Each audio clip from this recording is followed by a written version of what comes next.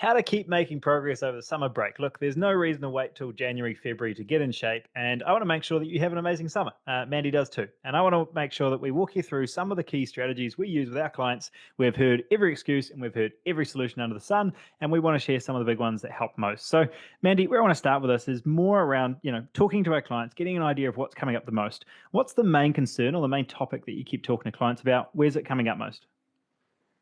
I think it's a lack of control. Ultimately, people are worried about the fact that they're going into this time where there's things outside of their routine, people around, social events, those sorts of things, and they're worried about the lack of control that they're going to have. When we've got a perfect environment, we've got our perfect routine, we go to work, we take our prepped meals, we can feel like we're perfectly on track, and it kind of feels in our control. Come Christmas time, social events, summer holidays, all those things, we lose a lot of that. And it kind of creates this anxiety before we've even got to the point. And a term that I heard recently is that we check out of the game before we've even started playing the game. We think it's all going to be too hard. And this is what I hear quite a lot. A lot of people, when we're talking, they're kind of like, they'll write off December and January in a way. They're like, I'll just get back into it in February Mm. because it's too hard. So it's checking out of the game before you even give it a go because you actually have more control than you think. Yeah, and Um, I would think I was going to go more down the line of you have more time than you did before, but as you said, it nearly becomes this perfectionist thing. This mm, whole all or nothing. If you do struggle with that around, it's usually one or two events in December itself, and then you kind of just keep the momentum going, right? And I think one of mm, the biggest risks, and we talked about this a little bit on the last podcast, was uh, kind of assuming that it's going to be worse than it is, right? Like, here's the start of it. It's all going to go downhill, right? I've had the two beers. I might as well have the rest, right? yeah, And I'll carry on tomorrow. yeah, and knowing that, if you really look at the control of the year, there's lots of people in December that really see a big ramp up in work. Some that tend to see it decline, but for most part, whether social occasions or just work volume, things can get pretty intense in December.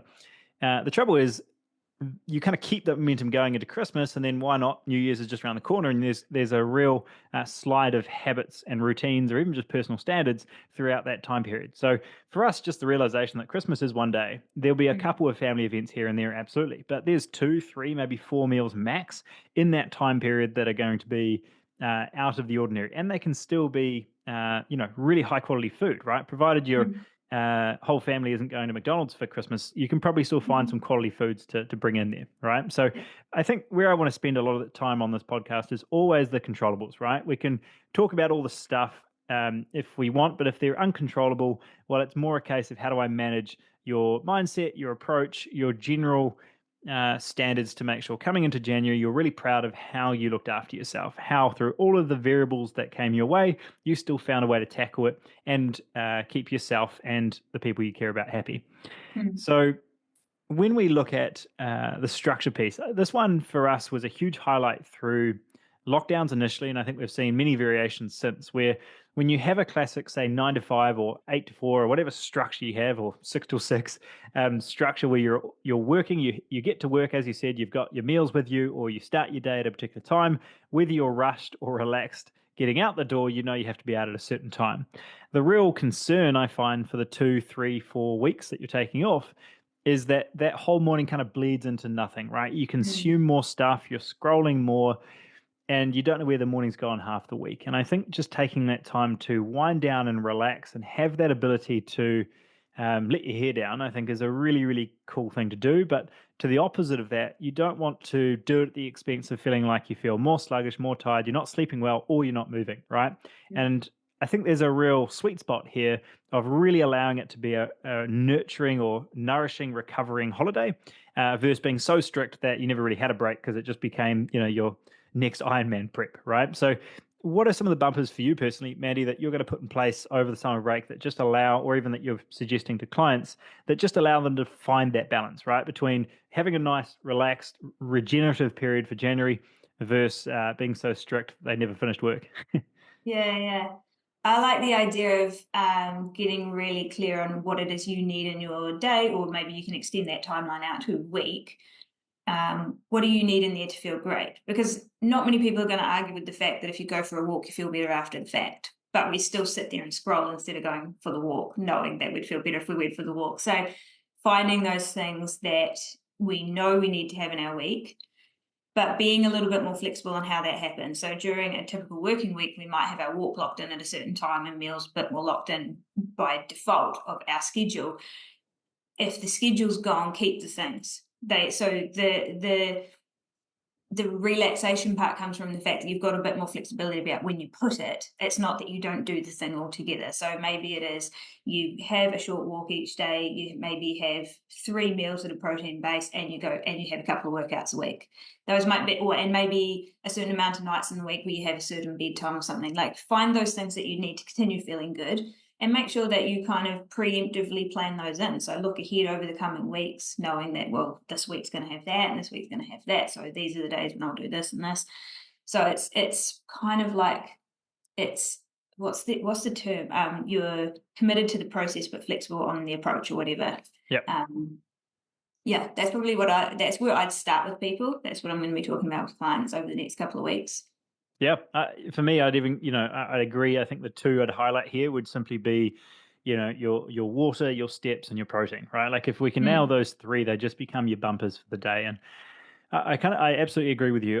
The only tweak to that is, we recently talked about Sunday being a day that I was feeling a bit lost with or not feeling like I got the most out of. And one of the mm, rhythms that's really changed that for me is doing some form of movement before 10 a.m., right? And just making mm, sure that that was a nice anchor, regardless of day or location. And you can do that anywhere, right? That can be a quick stretch before you get out of the bedroom at your family's house. It could be going for a walk at the beach or around the lake, wherever you are.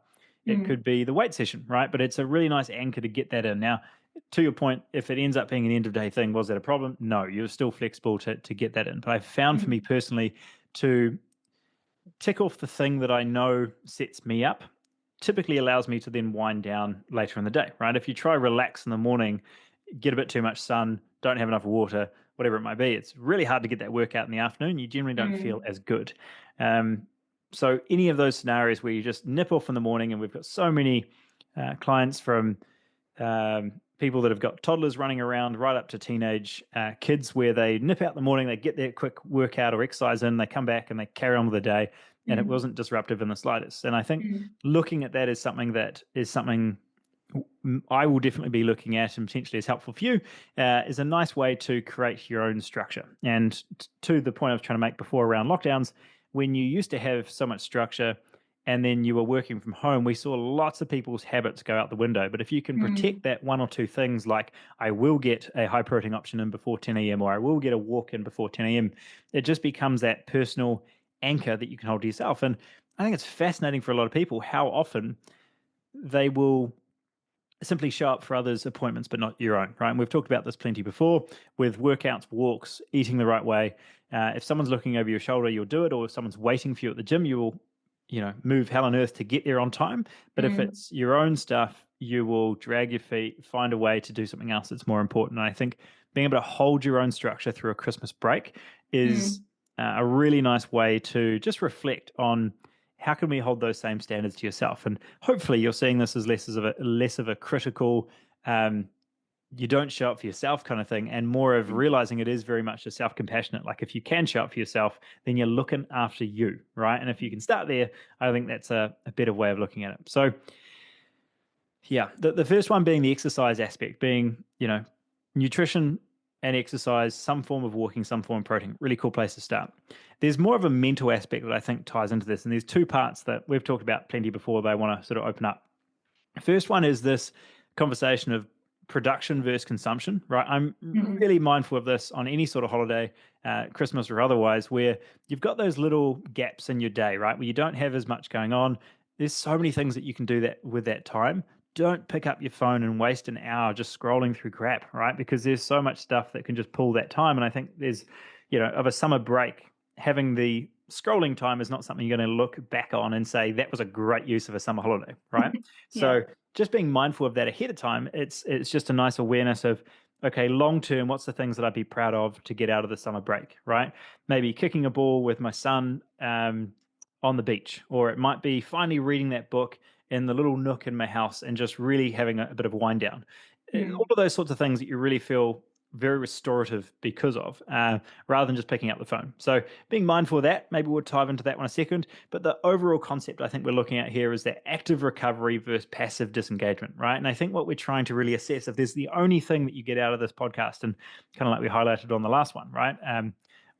There should be something out of each podcast that you take away that actually changes your actions. Otherwise, you're just consuming and not changing. So we're going to keep that pretty front of mind. But active recovery versus passive disengagement means I'm actively doing something to feel better, more restorative, right? Like if I jump out of bed and do a little bit of stretching in the morning, I'm going to feel so much better throughout my day than just taking that extra 5 minutes to scroll in bed, right? So Mm, that's the difference between that active recovery and then simply passive disengagement, pick up the phone, zone out for 5 minutes. So quite a bit there, but mm. I want to look at the first one from production versus consumption, because I think you and I might be on the same page here. I always assume we are, but that idea of, if you are taking more time to read or listen to a podcast or have those conversations with family and friends, there's usually a lot of ideas sort of circulating, and being able to Mhm, get an idea of some form of creative expression. Right now, it doesn't need to be a new motivational post on Instagram, but I do think it's important for most people to have the writing, the painting, the building of mhm. some form. What does that look like for you, I guess, with your own husband, with your own family, where that comes through to make sure they don't get stuck in that vortex of Instagram? Mm. I think sometimes one thing I've started doing recently is if, for example, you're in that space, you pick up your phone, you start scrolling, you're just killing 5 minutes or 10 minutes, or it ends up being more maybe. Stop yourself and ask, if someone gave me 10 minutes of free time right now, what would I use it for? Mm, Because probably what you would actively choose to use it for is different to what you passively waste it on. And so then you actually can pause yourself in that moment and be like, I have this little 10-minute chunk. I truly actually have it. So how do I want to spend it on something that's useful to me or fun to me or what's important to me? And so then you might, for example, it might be that, oh, there's all these things in the back of my mind that I want to do that I just never get to. Maybe it's around the house, or maybe it's projects you want to start. Well, devote that little 10 minutes to that thing that you wanted to do, that you say you never have time to do, but actually you do. It's just you passively waste it. And I think, like say through summer, when maybe we've got more time off, there is more time that can just be frittered away, that can be used for really cool things that actually they serve multiple purposes, right? We achieve something, but also we feel good in ourselves about it. We feel good because we've used it, and it is memorable. Because if you've just spent, time scrolling, you don't look back and be like, oh yeah, that was a great time scrolling, unless you're sharing reels and pissing yourself laughing about them, right? But yeah, yeah. um, generally, it's not time you remember, because time just passes and it's gone. But if you Yeah, do we can get you can something, get some pretty good streaks where you're constantly laughing, but for the most part, it's not a great use of time. Yeah, and for me personally, I think one of the things I really highlight here that I've noticed when I'm in family scenarios is, and maybe this is the same for you, or at least the people around you, if you've listened to our podcast for a while, is um, removing like notifications as much as possible, right? Like we've had the discussion around like having email on your phone. Like I have a personal email on my phone. I don't have the business email anymore. Um, but I still don't get a single noise from my phone except for three people that can call through, right? The rest of them will leave a voicemail, and it's really important. I'll get a text, right? And I think that process of training people in your life of how to communicate with you is a huge part. And Christmas is one of those things where everything just gets steamrolled really quick. So Mhm, having that space to, go for a walk without the podcast even in, right? And just consolidating thoughts. I think it's really important to still have that space, because sometimes it can feel like maybe you're not really so much in this production versus consumption discussion as us right now, but you do know that over Christmas there's just more noise in the household, right? There's people running around, there's all sorts of stuff going on, and you can feel personally flustered, and that's what throws the schedule out the window a wee bit. So having that little anchor, that little pocket of joy, coming from something that is that active recovery base, see what that looks like for you. It's a beautiful time to get back into a little bit of stretching or yoga or going for that quick walk if you've let those things slide throughout the December, November sort of chaos. And just bring it back to, as I said, I'm going to bring it up again, just finding your own structure. And I'm constantly looking at that. And structure is always seen as kind of a weird word. You ask 10 different people what structure means to them, and it could be 10 different things. But mhm, flip the word structure to self care, right? For me, it means two things. Like, one, it looks after me. Two, I get more done, right? The structure part, to be focused in my day, means that I'm not constantly anxious or constantly unfocused and knowing what to look at. I'm nearly at the point, Mandy, that I'm going to start time blocking my Sundays to really maximize the fun on my Sunday. But before I go to that level, I think that Not anchor of nerdy just at all. yeah, could you think of anything more, Ollie? I'm not sure. Um, but if you can take a small percentage of that, it's just that switch that word, or even just have a think about what that word structure means to you, because some of our most fluid and creative types in our world have got the best value out of using the word structure a little bit differently. They get in Mm, that walk before the day starts. And even if the rest of the day is just reading their book in their house, they got that walk or they got that meal in, and they just feel like there's a momentum or relaxation that flows with it. So that's kind of mm, my, you can see I keep coming back to this, but for me, mm. active movement through Christmas, that's been the fundamental discussion of what am I protecting? Where is that small pocket of joy that I'm going to hold on to? It really ties into the whole freedom and boundaries thing, though, doesn't it? Yep. I think I notice this all the time. If I'm like in a weekend, there's some free time, I'm going to do some reading or something like that. But I haven't kind of been like, I'm going to get this done, this done, this done out of the way first, and then I'm going to read for an hour. If I just let them bleed together, I can never relax into the thing that I want to do because I've got all these other things going on in my head. But if I'm like, from 3 o'clock to 4 o'clock or whatever, that's when I'm going to read. I'll just sit down and I can read then and I actually enjoy it. So you get more enjoyment out of the fact that you've actually allocated. It's like budgeting, right? Time budgeting. You feel no guilt about using it and spending it on that because you've allocated it to that in the first place. And if you just let things sort of bleed together, you kind of never on, never off, just halfway in between both. Yeah. Mm. Yeah. And that's fundamentally, I think, one of the things we've seen from a nervous system standpoint through the last Mm. couple of years, right? Is when people can't fully switch on or switch off, they're living life between the sort of 40 to 60% range, right? And Mm. I listened to a beautiful podcast in the weekend. I can't remember who it was with, but it was the Modern Wisdom podcast, interviewing someone around uh, being able to explore emotions to both the 100% level of joy, but you can't do that without allowing yourself to feel sadness or feel something Mm. the other way, right? And it was just Mm. kind of a cool discussion around emotions and allowing them in as part of the human experience. Um, and being able to address that. As soon as we label sad as bad, we typically tend to stay there more often, and we kind of have all these labels attached to emotions, right? But Mm. I've certainly been there before, where you get into a place where everything's kind of not too bad, not too good, but it's just you kind of just in the middle, right? You're Mm. just consistent. You're getting rid of the lows, but you're also getting rid of the highs. And I think there's a lot of people that just live there, right? You see them, they've just got very little expression on their face. They go to work, they come back, they pay the bills, they do the things, and then they carry on, Mm. right? And I think Mm. it's a nice little nudge when you look at things like protecting time for yourself.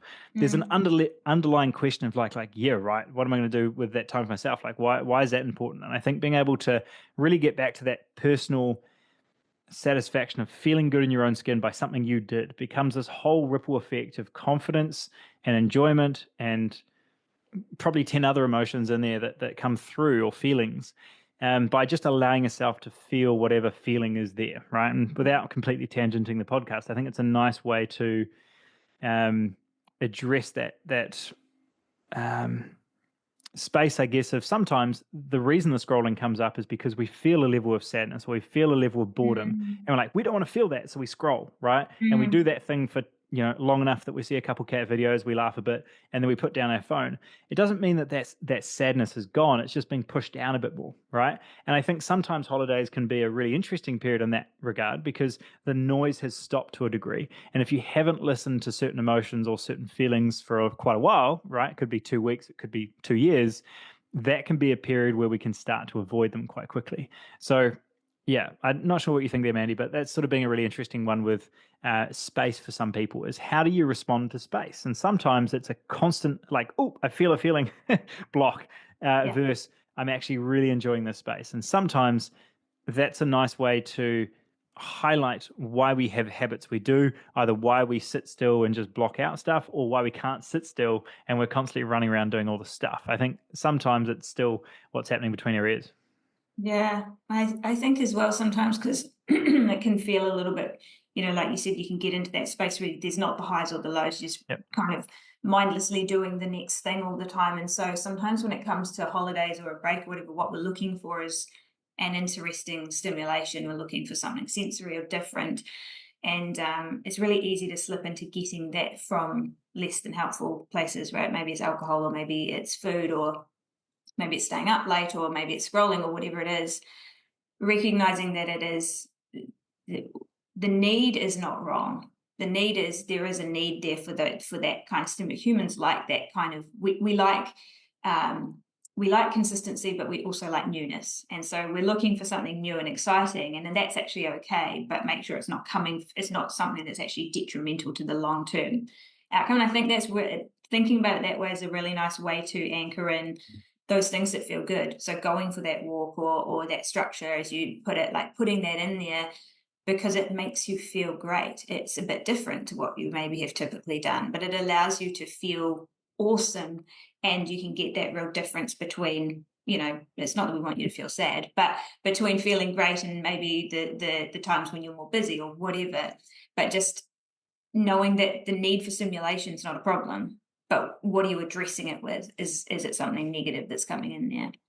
Yeah, I love these conversations because, and hopefully you do too if you're listening. But that space of where we started today and where we're going, I think, are quite different than where we first expected. But We've wondered. I really like this idea, and I'm kind of developing it as I'm hearing you, and I see it happen with a ton of business owners. And I think I've expressed to you before being quite a frustration of mine in sort of the business owner space. And I think it happens a lot of busy professions where you constantly are full on, full noise all the time. Mhm. And there's a certain addictive sort of dopamine response to always feeling rushed. So if I want a different restorative break, what's Mhm. different than what I currently do? Is it jamming in more stuff, right? And making sure that I do the mountain bike in the morning and then the jet ski and then the whatever else in the afternoon to like cram in as much as possible? Well, maybe for a couple of days and you sort of get out and there's an adventure element. For me personally, I enjoy that. But I've really found that, well, if I truly want the opposite of that and to really have a time where I'm coming into January feeling refreshed, like a couple more meditations, a couple more walks in nature, a couple more of those, like really removing as many sensors or notifications or noise as possible. Uh, when I put myself in that spot, I feel really excited about that. But what gets in the way of that is, again, certain emotions will come through, certain distractions, certain things that are much easier to do. It's much easier to scroll for 30 minutes than it is to put on my shoes and walk out the door and find a new Mhm. location to walk around, yet so much more restorative in the long term. So I don't know if that's where you were going, but sort of that space of being able to really look at that novelty aspect. Sometimes the novelty, and one thing I'm going to look at doing is we're, booked a batch up in Taupo, and we're going to be just spending some time walking, biking, swimming in new locations. So fundamentally, some of the same stuff I enjoy, but just in a totally different spot. For me, I know what I enjoy, but if I can do it with that novelty aspect of new spaces, I find that really fun as well, right? Yeah. And I know that that's something that 6 months, 12 months from now, I'm going to look back on because, I did this with Maya the other day around, a couple of photos from last January, right? And we had a really nice time actually in a similar spot up in Taupo. So, yeah, it was a nice way to address that space of trying to really disconnect. And for me, that version of active recovery is something I have to really catch myself on really quickly because what's the easiest thing to do when you go to this lovely tranquil spot with like Mhm. no noise and stuff? You pick up your phone and you try quickly find dopamine again, right? So it's a Yeah. really hard one to catch yourself on quite regularly. Yeah, yeah. I think it's a good idea just to question where you get that stimulus from. Because what you need is a change, or something novel, or something different, or something exciting and new. You could get that from so many different things. And most of us, my example for this is not recent for me, but quite some time ago. Friday night was always historically the wind down night, and it involved blue cheese, too much blue cheese. um, and my flip for this was that I didn't need the blue cheese. What I was looking for was something to signify that it was okay to wind down now. And Hmm. so swapped it for, and we have a bath on our decks, on outdoor bath, swapped it for a bath. So Friday night now became outdoor bath night. And it's like it completely changed. It wasn't that the need wasn't wrong. It was just something to signify this is wind down, or this is, okay to just chill out now. Mm. But how I addressed it was not particularly helpful because it was far too much blue cheese.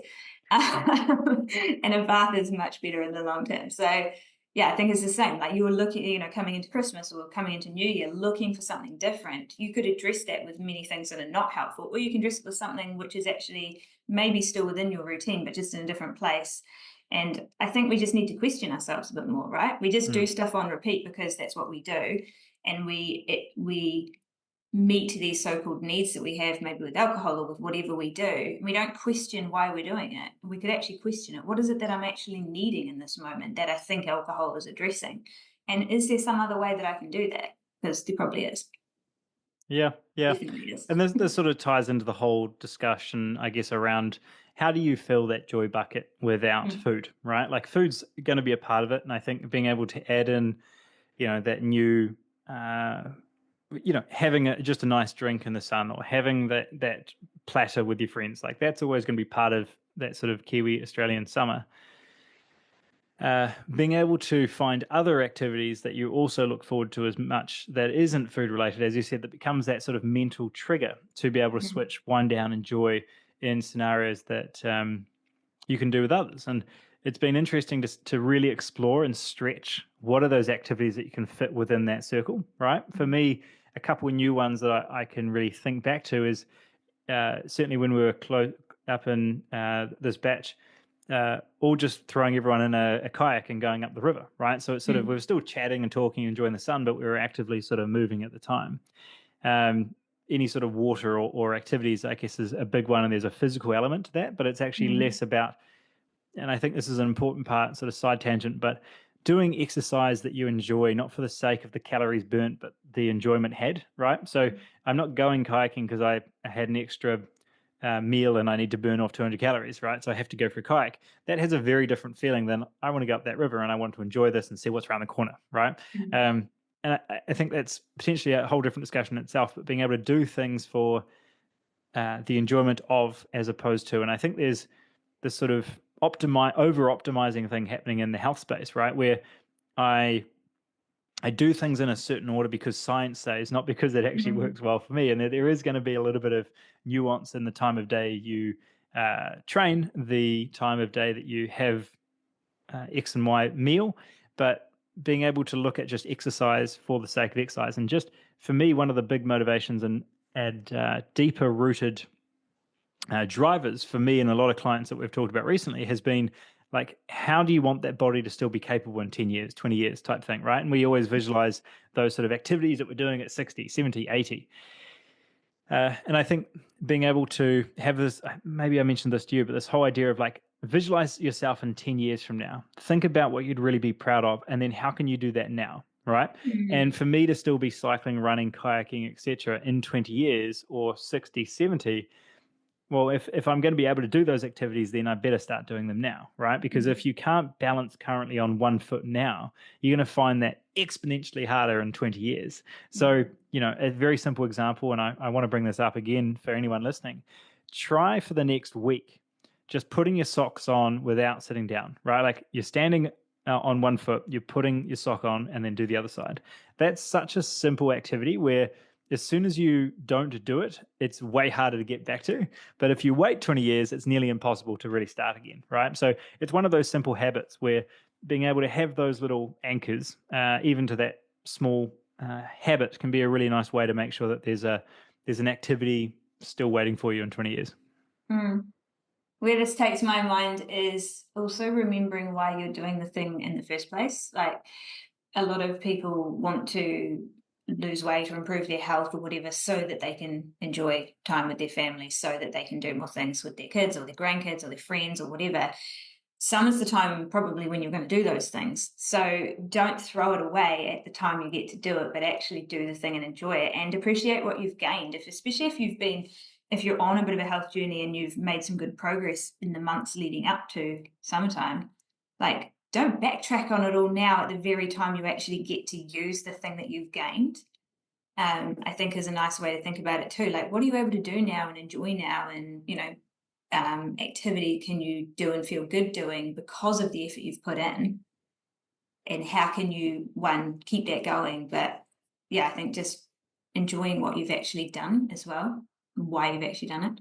Yeah, and this might be real for you if you've had a big injury or you are in your sort of later 50s, 60s, etc.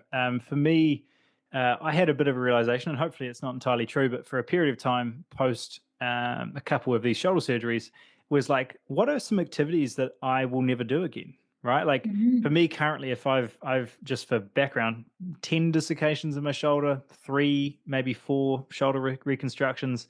The most recent specialist said I'll need a full new shoulder replacement by 50. That was fun, Mandy.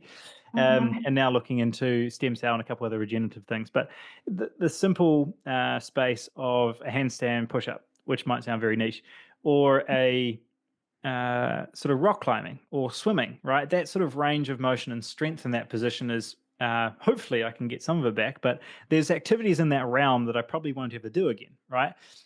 And I think making that real for you, I was going to use skateboarding, but obviously you're getting back into that a little bit. To find things that you did once or you've done before, and you now know that your body is not physically capable of going back there again, that in itself can kind of suck, but at the same time, it can also give you a strong amount of appreciation for what you've still got left that you can still do, right? So I know that if I might not be rock climbing often, but I know that I can still run. So I've started doing a little bit more running recently, which has allowed me to feel sort of alive in new ways through the capabilities I still have before I don't have them, right? So I had a chat with a client who was sort of late 50s and sort of having that realization that he was young, fit, really looked after his, well, not young, but certainly strong and fit. But he was really noticing that his run was being quite detrimental to his knee health and hips. And every time he did it, he was stretching for 4 days and feeling worse, right? So we'd sort of reduced his volume a little bit and said, hey, I want to keep you running for as long as you possibly can. Like if that's your dream, that'll be my dream too. But maybe it's a 1 or 2 times a week thing rather than an every day, because at the moment it's kind of beating your body up a little bit, right? So it was kind of a realization for him that, oh yeah, like what worked for 20 years ago doesn't work now. And Mhm. I might be past that point of running every single day. Right now, Mm. if you're the stubborn guy that's like, I'm going to hold on to the everyday running, well, I'm totally with you there too, because I think the mindset is a big part of it too. But the ability to just kind of have that realization, hopefully that lands for you. It certainly has for me around if there's things you can't do already now, there's something like that in 20 years that you can currently do now. So make the most of it. And I think it's just a Mhm. really nice way to appreciate the things you can still do.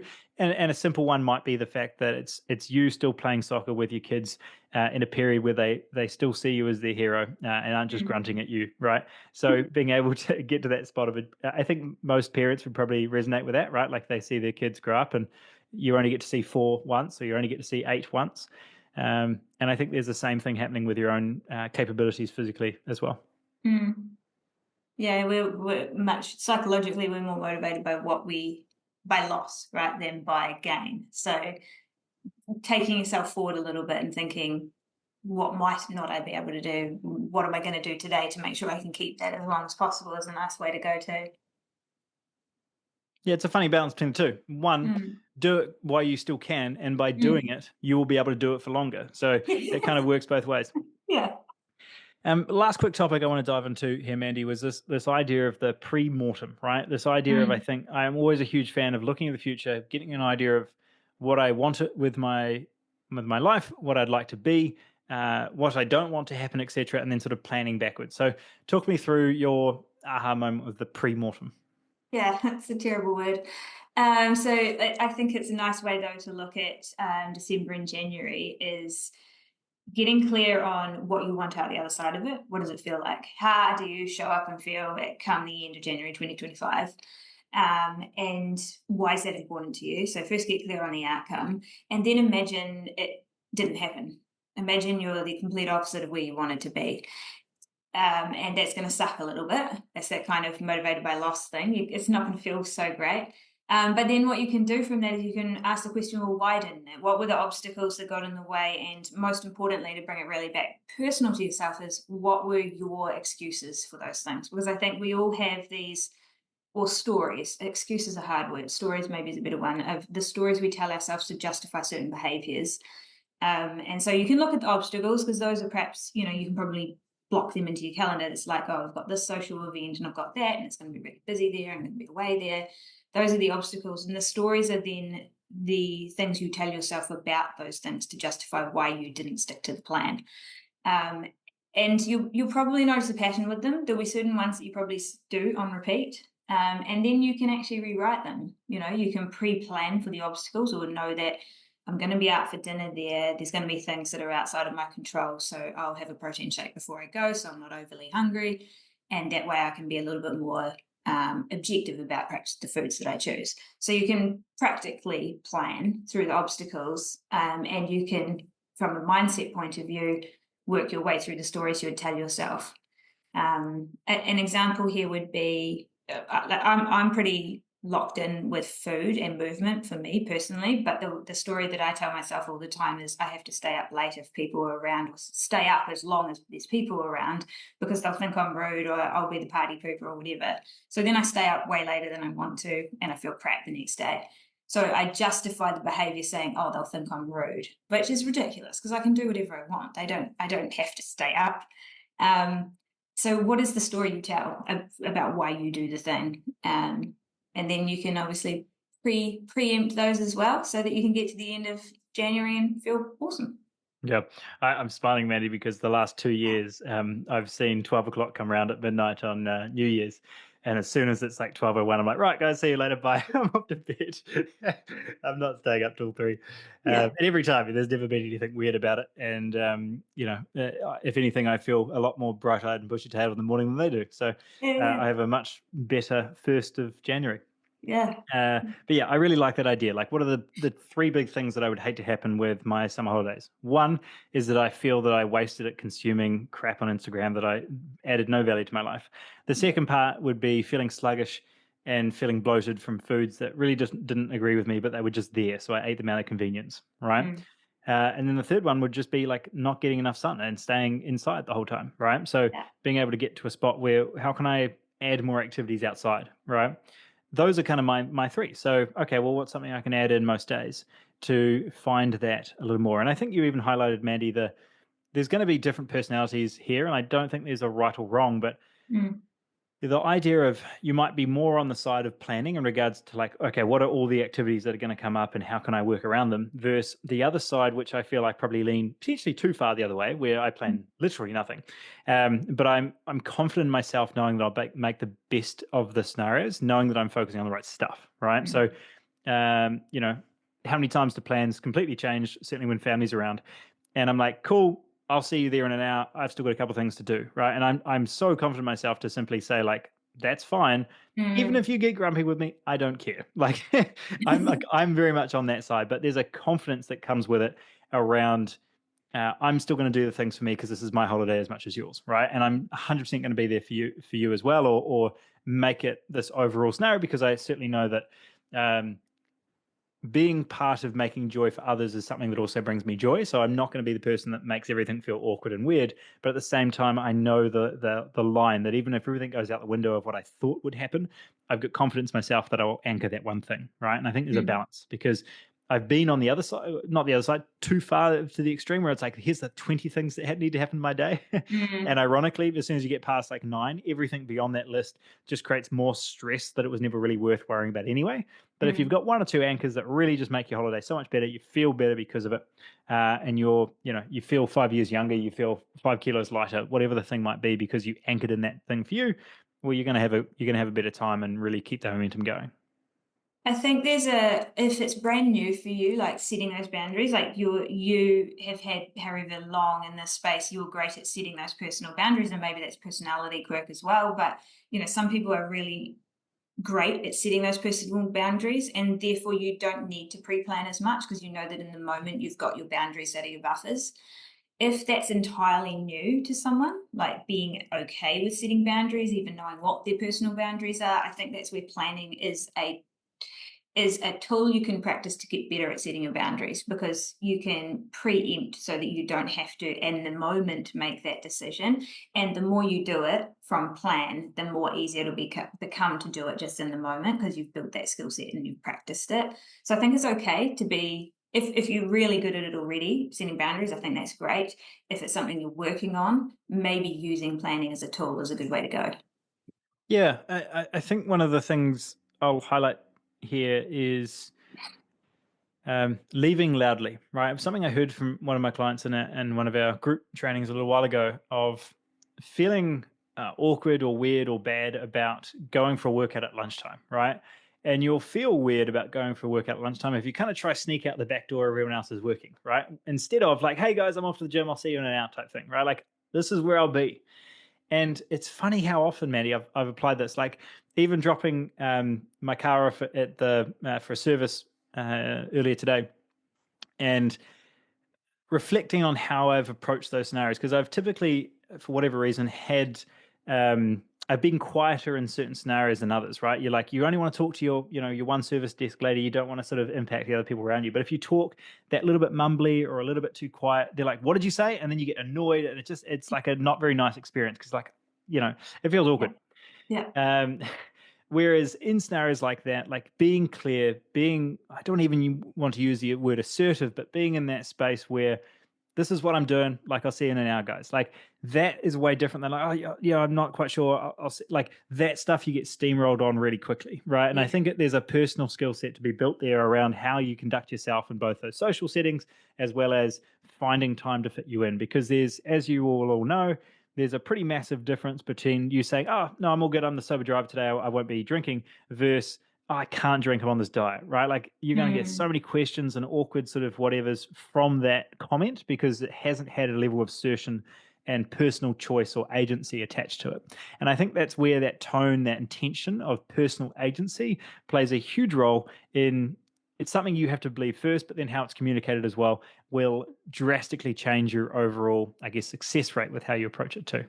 Yeah, yeah. Yeah, if you add any words to your answer, basically, it basically provides the other person with a way to try and come back at it. I was listening to a podcast and it was described as, if you say no because, you're giving the person a problem to solve, Yep. basically, because they're your friend, right? Or they're your family member. They want to solve the problem for you. So they'll try and look for ways to solve it. But it didn't need solving for you in the first place if you just said no. No thanks. I'm good, thanks. No, Yeah, but I'll yeah. have some water or whatever. So um yeah, we don't need to give the other person a reason to solve a problem for us. It's not even a problem for us, it's just a problem for them. Yeah. There's very few times in my life I'd want to put a little body cam on, but one of them would be, do you want to come to this thing? No. Why? I don't want to. Right? Like, there was no reason. It's just I didn't want to. And the world continues to move, and everything continues to move on. But if as soon as you kind of add in all those things, it can be a very different discussion. So The yeah, best one there, Ollie. Have you yeah. watched Friends? Have I watched? Have you watched Friends? Yes. Phoebe Buffay's answer when someone asked her a question about wanting to help her. She's like, I'd love to help, but I just don't want to. Yeah. Yeah, that sounds like Phoebe to me. Um, cool team. Well, there's a bunch in there. Creating your own structure. This general ratio of production versus consumption. Finding a way to really anchor your own personal joy and structure outside of just food. To really make sure you enjoy the break. Hopefully, you see this as one, I guess, an insight into how we coach, how we are human ourselves, and try go through real world examples that actually work for you through working with family and work and all the stuff. Again, this is part three, I guess, of this new sort of style of podcast with Mandy and I. I'd love to know that this is actually helpful. I think the first one released 2 weeks ago after this. This is probably going to come out just on Christmas around. But I'd love to just get a message from you, either an email, a text message. Well, probably you don't have my number, but Instagram, Facebook, etc. Just let us know if you like this style. We've done the educational style, really diving into the nitty gritty of how you can get your body back on your side, and we will continue to. But I'd love to know of this style that hopefully connects the dots between the education and the real world application a little bit more. So love to know if you enjoy it. If not, we will change. And if it is something that you do enjoy and you know someone else that this would resonate with, then of course sharing it with them to get them inside your world, get inside how they can be a companion on this journey with you a little bit, or just help their own sort of health journey, then we would be very happy for that sort of growth too. So until next time, guys, hopefully there's one thing, as I said, let's keep it as a bit of a theme. Pause this podcast now and find that one or two things that you're actually going to change, right? Because otherwise, this is just something consumed and you didn't do anything about. What's one thing that I'm actually going to intentionally talk about? Is it that anchor in the morning? Is it how I talk about something? Is it just a personal insight into the feelings thing, which was an interesting start on that discussion? But yeah, make sure there's something that actually changes. Otherwise, you just consumed and didn't change. Otherwise, have an amazing rest of your day, and we'll see you on the next one.